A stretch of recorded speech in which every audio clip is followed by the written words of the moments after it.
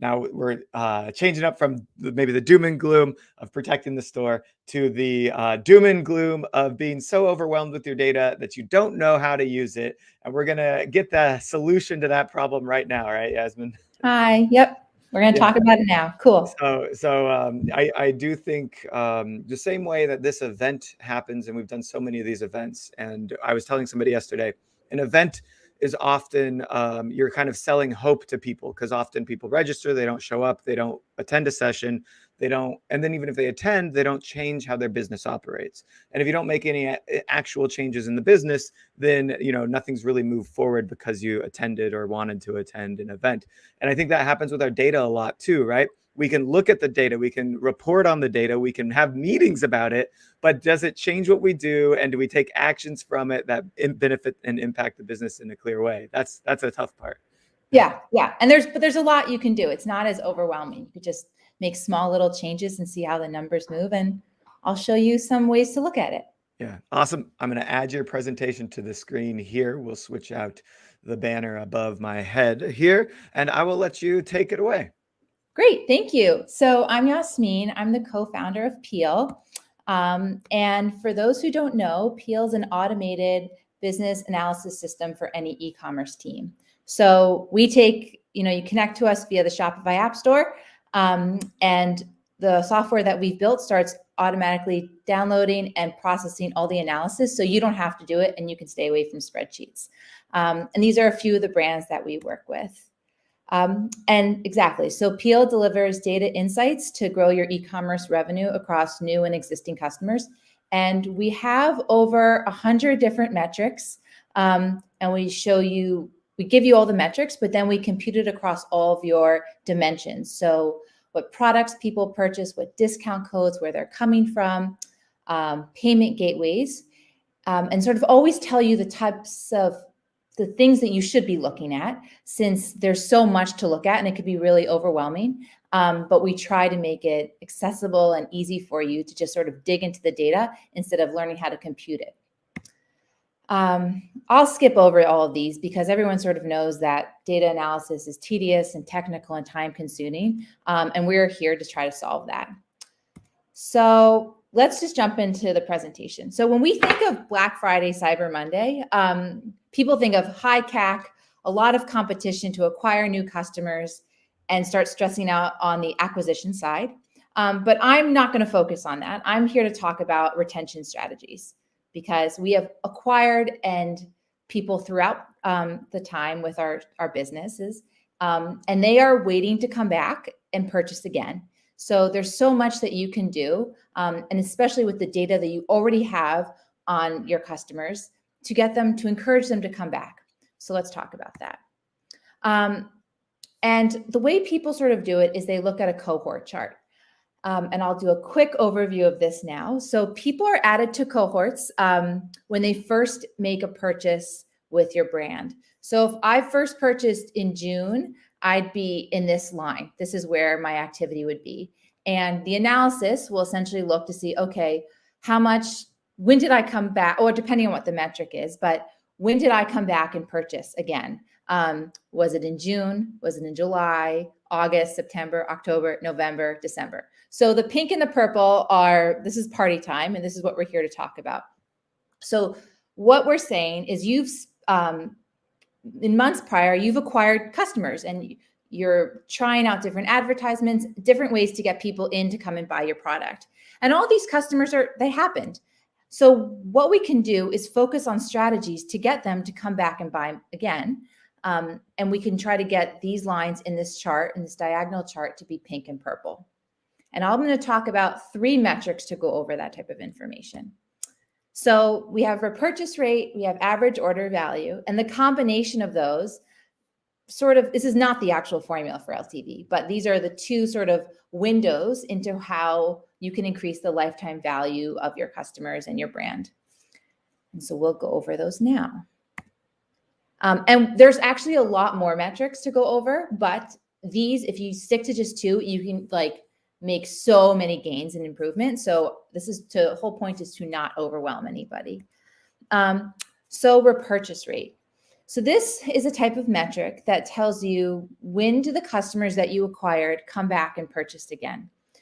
And so what you can do with this type of data when you're thinking about a strategy for the holiday season or for any type of promotion, if you do something in March for March Madness, or something in the summer, depending on your type of brand, this is sort of the way you can look at it. You can look back at previous sales and seasonal events. So you can look back at last year's Black Friday, Cyber Monday, and see, oh, what happened here? How many customers did we acquire? And what was the repurchasing behavior? You also can look at those diagonals that I showed you. So in looking previous months to see what happened then. Did those customers that we acquired in previous months come back in the holiday time to purchase from us again? And those are sort of your goals. So you can use this type of chart and look at periods of time and see what happened, and also to understand the characteristics of the customer. So does the repurchase rate change if people buy a specific product, or if they came in on a specific discount code that was attributed to a specific campaign, or if they came in from a specific location, like is California trending for some reason? You would know because you've been running different campaigns and acquiring customers in different ways. And this type of analysis can show you where there's been bumps, and if efforts that you've been taken have increased either acquisition or repurchasing behavior. And then by looking at this, you have benchmarks to say, okay, well, maybe we now know what our repurchase rate is now on a whole, or what it was last Black Friday, Cyber Monday. What can our goal be for this coming season? The next metric is average order value. So the more money that people spend with you every time they make an order is better. So what you want to understand is, what is our average order value and what does it look like over time? And this will allow you to sort of plan, how do we increase it? So maybe we should offer bundles. Everybody talks about bundles to increase your average order value. So maybe we should start talking about those, or seeing if we can execute on those and they would make sense for our brand, to see if they could bump our AOV. Are there gift guides or different ways that we can package our product to get people to buy more when they make an order with us? And there's lots and lots of creative approaches within those two big buzzwords, bundles and upsells and cross sells, that you can do to think about how you can get people to buy more. And then also there's so many different UX strategies, and there's lots of tools out there to help, make recommendations of, oh, I put this in my cart. Maybe you should offer these other 3 products that complement it. And we've all experienced this ourselves as consumers. So experimenting with those to see if those can bump the AOV, especially when people are shopping in the holiday season, is a great way. Now, so all of this stuff, you can tell stories with it, because there's so much around the brand that you're creating to get people to come back and buy again. And so I would say, looking at the data, now you sort of build your storytelling of how you're going to get all these customers to come back and buy again from you. And the ways you can do that, and things that we've seen, which is pretty obvious, but it's always a good reminder, are email marketing, like increase your campaign outreach, and you can target to specific customers. So if you know what the benchmarks are for customers who bought a specific product or came from a specific location, tune your marketing towards that. Increase your campaigns, start telling stories, get people to be more involved with your brand or remind them of the brand, even now before the holiday season comes, so that when Thanksgiving and Christmas and Hanukkah and everything comes about, people think, okay, these are who I'm going to go buy my presents for. And it just becomes top of mind. People love brand stories. So understanding, like, how do we get them hooked in the story of our brand and why our brand sets apart from other brands? And all of this types of stuff of increasing your emails and campaigns, of sort of getting people involved in the story before you're even asking them to purchase, can be very, very helpful come November, December. Same with SMS. Like, you can start this now, or you can plan for it to re-engage these people that bought months and months ago from you to come back and buy again. And then also on the social side, like, what are you doing on social media to remind people of the brand? And this is not for acquisition. This always helps acquisition, obviously, but in terms of engaging with people to remind them of who you are. And if there's more touch points of, okay, remember us, you bought from us 6 months ago, come back and buy again at holidays, that's the general theme. And the last bit, which I sort of always need to touch upon, is the big question of to discount code or not to discount. That was supposed to be funny, but it sounds really stupid when I say it. But there's so many different discount code strategies. And the best way that you could really understand if it was valuable to your brand, because every brand is a little bit different, is to look at the historical data. So and that we've all used discount codes before. So you can look, especially in PO, or to do your own analysis to see if using a discount code in general, regardless of what it was, is that valuable to the repurchase rate and to the lifetime value of your customers? Do people that you acquired on a discount come back and buy again? And how much are they buying? And what's their value over time, after 6 months, after 9 months, after 12 months? So those are really important numbers to know. And then also, what does it look like on a specific discount code? So you might have tied a promotion 6 months ago. Use that data to sort of strategize what that will look like for the future.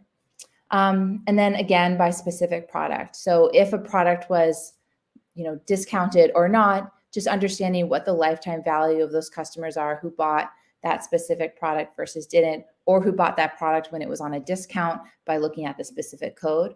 All of this type of data is so informative to help you understand what to do next and whether it's a good idea or not. So if the LTV of your customers who used a discount code is actually high, then maybe you should use it because you acquire a lot of customers with it and they come back and buy more and more and more.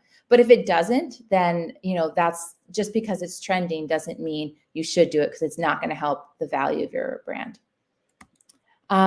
So in summary, I've talked a lot about a lot of different things. You should use data from previous seasonal events, whether it was the past 6 months, last Black Friday, Cyber Monday, to know where you stand. What does the data tell you? What is your repurchase rate? What is the average order value from all those different activities that you took? So you know where you stand. Then you can use that to set goals. It's okay, that was our repurchase rate. We want to get it to X percentage, especially in November and December. And so what can we do to get that? How do we get people to come back and buy again from us? So we're going to increase our email campaigns. We're going to start talking to them through SMS, just reminding us who we are, what our brand is, what our offerings. Maybe we'll do some new product bundles and tell them about it. But we're not really asking them to buy, so that when they do come, when everybody's buying, they'll come back. And then track these numbers. So lifetime value is not just a thing that you look at every 3 months. It's something to really, check and understand what the components are that are moving the LTV and the repeat purchase rate and the AOV, because there's so many different experiments that you can do to get them to move. And we've talked to brands who've, tested out one type of email campaign and they immediately see a bump from the previous month in repurchase rate. And that's very reaffirming that just little experiments can really help you build the playbook and make a very long-term strategy. And that's it for me. So if you want these metrics, and you can find them really quickly with us, all you have to do is just do a one-click install from the Shopify App Store, and we automatically populate all the metrics that I spoke about, plus a bunch more looking at retention behavior. And there you go. Thank you. Perfect. Thank you so much. Absolutely loved it.